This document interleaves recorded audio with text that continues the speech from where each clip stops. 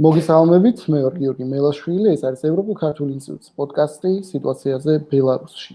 დღეს ჩვენი სტუმარი არის ალესია რუდნიკი, შვედეთში მოღვაწე დამოუკიდებელი ბელარუსი ანალიტიკოსი, რომელიც ჩვენ დღეს მოგვიყვება იმაზე, თუ რა ხდება ბელარუსში. Alesia, good morning. I know it's quite early in Sweden right now. First of all, thank you very much for joining us. So the first question will be as general as possible. What is going on in Belarus right now, this very moment? We've seen the situation is changing very rapidly, and it is a little bit hard to follow up it. But I want to have some insights from you. Right. Thank you for the invitation. I would like to, of course, briefly mention that it's difficult to follow up, but it's also difficult to explain it, even for me, because it's a very intense situation that's going on in Belarus. But if I try to put it short, Lukashenko has been governing the country for the last 26 years, has been met, or he faced oppositional resistance now during this year, during this electoral campaign, embodied in the three strongest candidates that we are Viktor Babarika, who is the former banker, and then former elites representative Valer Tsapkala, and blogger Sergei Tikhanovsky, who has been later replaced by his wife because he was detained and imprisoned for his allegedly attempt to organize the mass protest. So after these three people entered the stage, they were able to unite population among the idea of the fact that Belarusian state is actually failing, that Lukashenko has been failing to deal with economic stagnation for many years, that Lukashenko has been really failing the policy when it comes to management of pandemic, and it refers first of all to lack of transparency when it comes to statistics of death of people who died in hospitals, or inability of the state to provide efficient and sufficient number of medical care materials to the hospitals. So when we saw how Lukashenko addressed economic and pandemic issues, this, together with these three leaders standing up as the protest movement, we could see that the spirit of unification, the energy that was created in Belarusian society in just 2 months has grown in some incredible movement. That's been, of course, strengthened by the authorities, because the authorities imprisoned the strongest candidates, which are Sergei Tikhanovsky and his counterpart, Valer Babarika. And then later we saw when Svetlana Tikhanovskaya was threatened with her life, and then she had to move her kid abroad so as she could safely run for presidency. But now she was also forced to move and leave to Lithuania. So all these responses of the regime on the activism of civil society and political activism within Belarusian society is actually just strengthening the protest. And it has quickly grown into something very interesting that we see today. I would say this is the process of nation building in Belarus that's been abrupted in 20th century, when the nation was not totally formed because because of Soviet occupation. So Belarusians could not really finalize the process of becoming a strong and defined nation.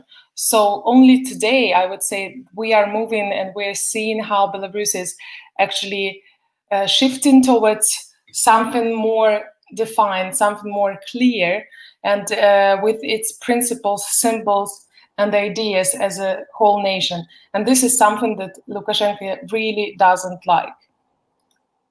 I don't want to dive too deep into history, but when we're speaking about the first republics, for example, in Georgia or in the Baltics, we usually remember the states that were created shortly after the fall of the Russian Empire.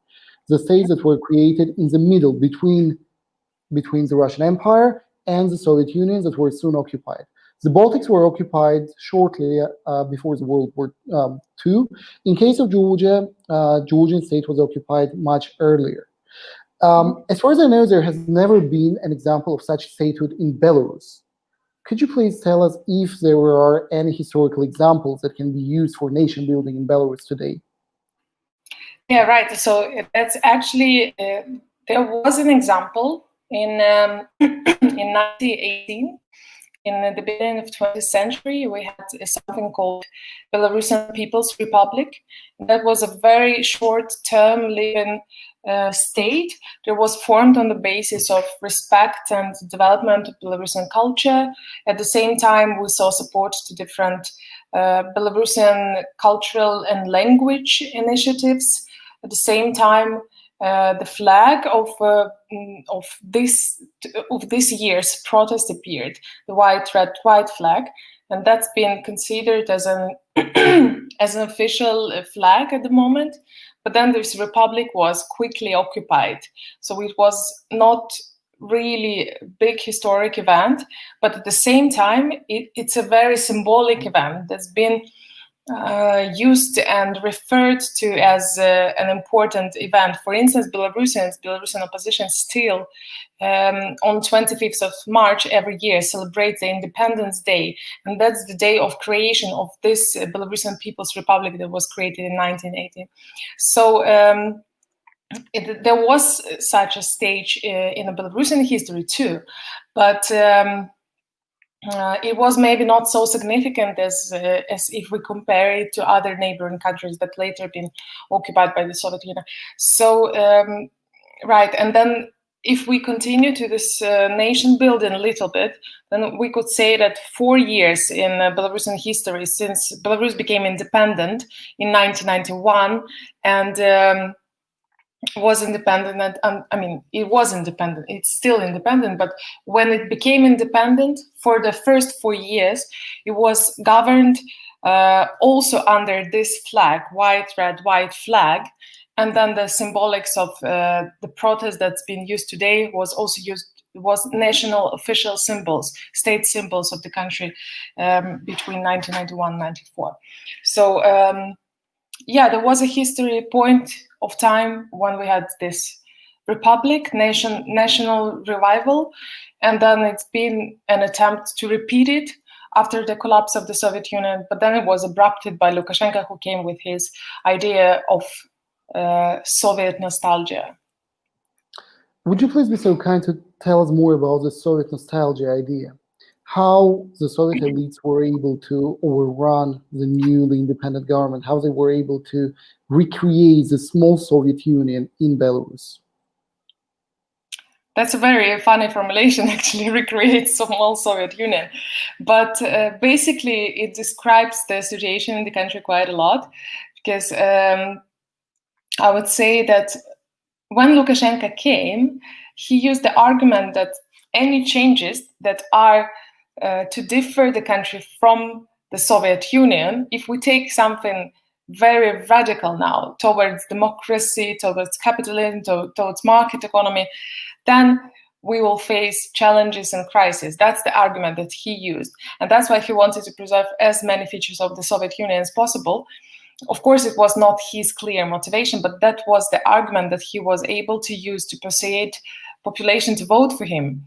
So, and then his motivation, as some speculate, were actually connected to the fact that he signed in the Treaty of the Union State, and seeing how Yeltsin at the time, the president of Russia, was suffering from his reputation was suffering after 2 Chechen wars. He was actually hoping to take over the position of the president of Union State of Russia and Belarus, but then it quickly abrupted by the entrance of Vladimir Putin.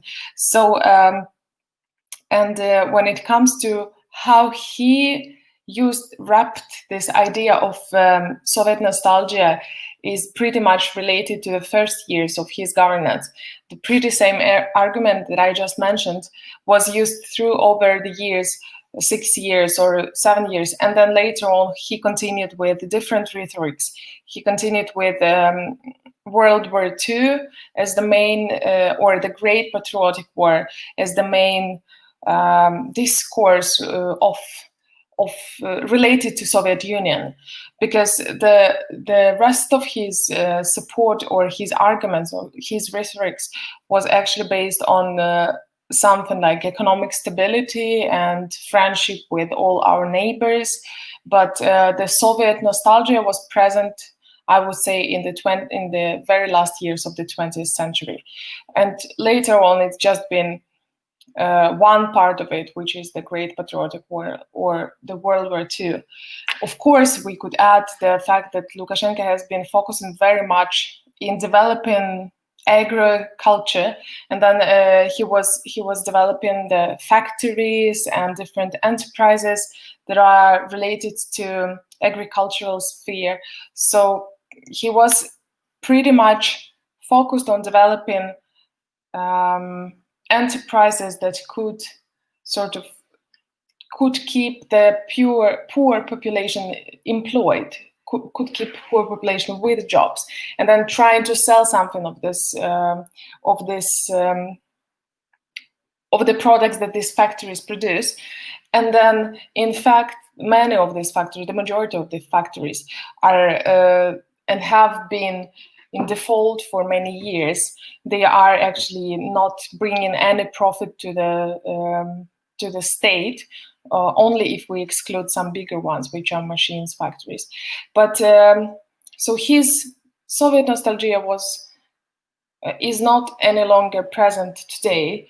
It's just that his personal character, I would say so, that his personal character is very much Soviet. And today we see that his government and people who surround him, they are not very much appealing to the Soviet Union. It's more like the way that they govern, the way how they present, how they talk, how they organize the meetings. This is what's left from this Soviet nostalgia, but not very much present in the oral rhetorics. Alesia, you have already mentioned the union state between Belarus and Russia. What is the role of Russia in these protests, both direct and also indirect? Is Russia playing any significant role? Is the Russian factor playing any significant role among the protesters? Is it Russia's direct influence? Is it Russia that trying to meddle in the situation? Because we've seen it in the south, we've seen it in Ukraine, and we've seen much more radical manifestation of Russian power in 2008 in Georgia as well. So what is Russia's role in Belarus right now? Let me start by the campaign itself. When the presidential campaign started, we saw that Russia was not really supporting any of the candidates. It was not clearly and explicitly demonstrating support by any means to either Tikhanovsky or Babarika. They were not showing the alternative candidate on Russian TVs as it would happen, I assume, if they supported them clearly. Then they were not, Putin was not talking about the candidates. Nothing like that happened. So I actually believe that on the stage of presidential campaign, Russia had no influence on the campaign directly. Neither it was interested in supporting Lukashenko, because Lukashenko was in pretty much tensed communication phase with Putin. So, and later when the protests started, then we saw that Lukashenko really attempted to call Russia for support, and not only directly, but also through media, through different channels, not explicitly explaining what was the Russian reaction, but rather just saying that Lukashenko said that Russia is actually supposed to help Belarus in case of any external threat. And then today, for the last week at least, Lukashenko is really trying to force Putin, to ask Putin to help with his troops, because he's trying to present the protest against him that obviously arise from the inside of the country. He's trying to present them as an external threat that's been formed and paid by some neighboring countries. So, and Putin is reacting very slowly, I would say, even though there were some smaller evidence that I don't know what is that, but looks like fake news actually. But it's been spreaded on the internet that there were some Russian cars noticed in the country, or some Russian troops participating, not troops, but police forces participating in dispersal of the protests earlier 2 weeks ago. But there is no clear proof of presence of Russia, and Russia has not been openly showing that they are going to support Lukashenko or help him to do the crackdown in Belarus. So what is interesting is that Russia is actually I think 50 Russian journalists have landed in Belarus for, I think 2 days ago, because the state TV workers of the Belarusian state TV, they have started a strike. They've joined the protesters, and they demanded the truth to be displayed on the TV channels. And as the biggest propaganda channel, that's very unexpected, and that's very unique case for Belarus. So, and then one day when these workers of the television wanted to get back to the office, they saw that 50 Russian journalists have landed in Belarus, and they started to work instead of them. So this is totally, somehow they found out that these are the Russian journalists, and now the television is occupied by the Russian journalists. Apart from that, there's been no clear evidence of Russia's involvement in and support of Lukashenko. Right, so Lukashenko is actively calling on support, but we don't see it happening. And then when it comes to military or troops help, of course, we understand that if Putin decides to occupy Belarus, it happens in few days, and probably no resistance will be shown from Lukashenko's side, because he's probably already bargaining for some sort of trying to bargain for a piece of Belarus to be sort of to be given to Russia as a present for helping Lukashenko to stay in power. But I actually don't think it's going to happen, because it would harm too much Putin's image, even though his image has already harmed quite a bit. But I don't believe that he really wants to risk his internal legitimacy among the population, and that he wants to harm his image or Russia's image in the world even more by occupying the neighbor. Thank you. So there have also two other questions left to you, and to thank you first of all for this great comments. It's really interesting to hear from you. The first question is the current situation. Are strikes still going on? Do you think that they're efficient and effective?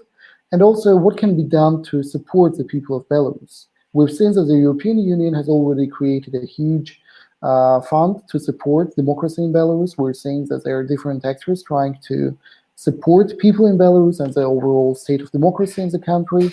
But most probably, these attempts will meet huge resistance from the current Lukashenko's regime. So what can be done to foster this democratic transition, and also what is going on right now? How efficient are the strikes? Mm-hmm.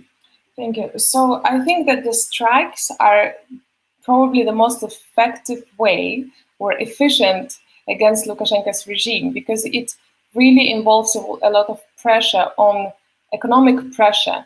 And important, last but not the least in this importance, is also that Lukashenko has been always relying on the support of factory workers, of those of the lower class population or working class population. So it was very important for Lukashenko to see the support, to observe that there is a support among these representatives of factories. And now for him, it's very painful to see how after his speech during the factory meeting, after he talks, that people start to say, "Ukhadi, which is leave, quit. And this is very painful for him personally because he's losing trust, he's losing support of the people who would usually support him. So, it's a very hard economic pressure on the regime because these 8 factories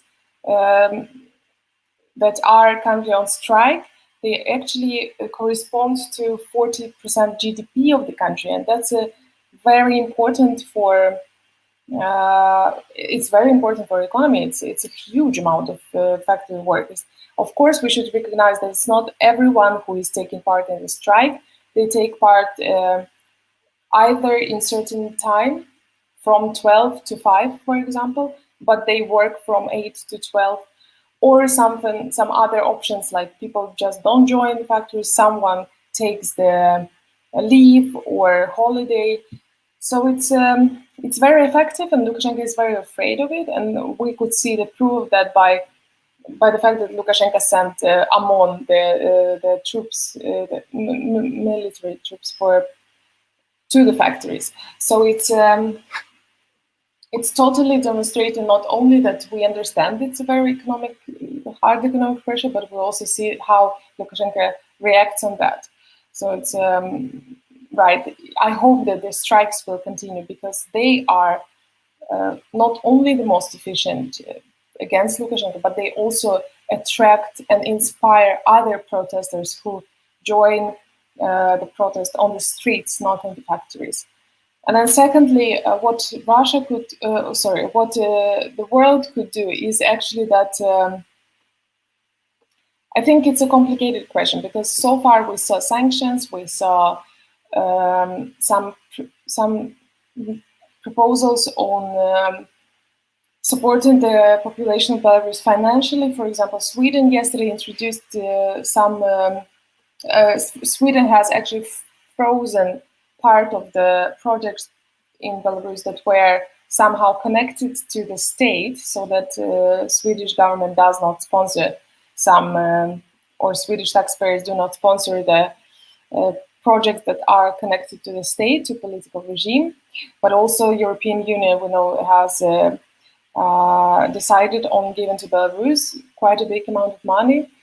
Also, we see that there are donations on Facebook. 2 of the biggest ones, I think, are Buy Help and Buy Soul.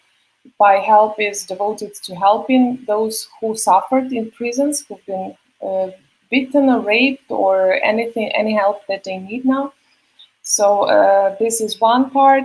And then another, Buy Soul, is a donation by Facebook that helps people to continue strikes, because some of the workers are actually ready to strike, but they are afraid that they will simply not have money to survive and to continue living. So that's why this foundation or donation has been created so that people can afford the strike.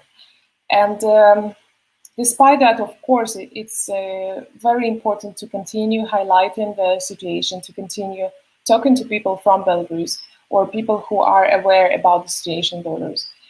Somehow supporting or informing your surroundings, your social circles. I think this is totally important. Go to the streets and organize support meeting. That's what we've been doing here in Sweden for the last 2 weeks. Every day there are some Belarusians who gather on the same spot at the same time with the flags and trying to express solidarity. And then in the end, after 2 weeks, it brings 12 politicians to our demonstrations, or some speakers, some interesting people. So I believe the more visual content is added to anything, to either demonstration or social media posts or communication with anyone, even if it's a kind of official meeting, the more successful it is, because seeing the tortures, seeing the pictures of people who are, on one hand, are united and showing that they are thousands, hundreds of thousands, and on the other hand, seeing that they are not able to control their lives because they're just being beaten on the streets and then tortured in prisons. So yeah, I believe that it's if we talk about help, it all depends on the personal commitment and on the whether it's an individual or a group acting in the case. Thank you, Alesia. Thank you very, very much for this great interview. It was great to see you. I hope that we'll have an opportunity to discuss it a little bit later when I hope everything will have already been resolved peacefully and we'll see Belarus a very democratic and a very prosperous state. So thank you very much. I would like to end the podcast right now with you and thank you for your time with us. Thank you. Thank you. Thank you so much.